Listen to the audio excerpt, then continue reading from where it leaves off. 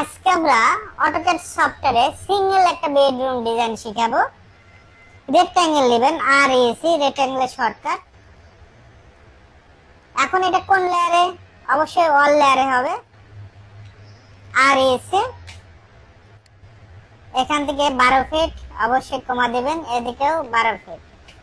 আমাদের পার্টিশন হল কত ইঞ্চি? 5 ইঞ্চি। ও লেখে এন্টার, 5 লেখে এন্টার। 4 কর্নারে 4টা কলাম বসবে। কলামটা সিলেক্ট করতে হবে। কলাম কোথায়? এই যে কলাম। ওকে, আর এসি এদিক থেকে আমরা 12 ইঞ্চি কমা এদিকেও 12 ইঞ্চি কপি করব। সিপি লেখে এন্টার। এই পয়েন্ট ধরে আমরা এই পয়েন্টে বসাবো। একইভাবে যদি এটাও কপি করি, সিপি লেখে এন্টার। এই পয়েন্ট থেকে এই পয়েন্ট। একইভাবে এটাও সিলেক্ট করব। এই দুইটা সিলেক্ট করে কপি করে দিব, সিপি লেখে এন্টার। তারপর আমরা ট্রিম করব।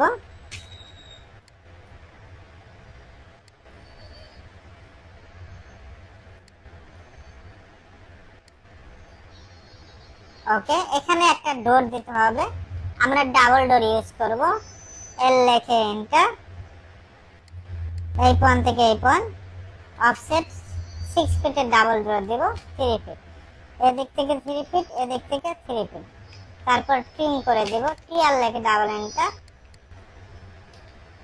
ওকে, এখন আমরা উইন্ডো গুলো তৈরি করব। এখান থেকে উইন্ডো সিলেক্ট করব। রেক্ট্যাঙ্গেল নিব, আর এসি 5 ফিট কমা এদিকে 5 ইঞ্চি, অফসেটটা 2 ইঞ্চি। ওকে, এখন উইন্ডো গুলো বসাবো। সিলেক্ট করে সিপি লেখে এন্টার। কি লেখে এন্টার? সিপি লেখে এন্টার। এই পয়েন্ট ধরে সুন্দরভাবে বসাবেন। এই পাশে আমরা রোটেট করে দিব, আরও লেখে এন্টার। কপি, সিপি লেখে এন্টার।